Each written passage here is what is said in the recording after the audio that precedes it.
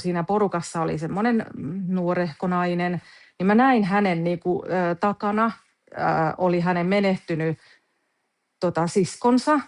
Ja se oli mun mielestä niin hieno näky, että mä jäin sitten vaan toljottamaan sitä. Mä olisin halunnut nähdä, minkä näköinen mä oon, mutta mä vaan jäin katsomaan. Ja sitten mä pian huomasin, että nyt niinku huoksasin, että tämä henkilö huomaa, että mä katon häntä.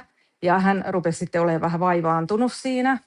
Näin, ja mä ajattelin, että apua, että mitä mä nyt niinku teen, että keksinkö jonkun tekosyyn vai mitä. Mutta sitten mulla tuli vahva tunne, mitä niinku tietysti mua koko ajan tuolta ohjattiin, koska sieltä se tieto myöskin tuli, niin sain niinku tiedoksi, että mun pitää kertoa tälle naiselle, mistä on kysymys. Ja mä sitten pyysin, että tuutko vähän tonne sivummalle, ja etten mä niinku kaikkien kuule. Ja mä sitten sanoin, että onko tietoinen, että sun niinku menehtynyt sisko on sun rinnalla siinä koko ajan, ja hän tuo niinku suuren valon.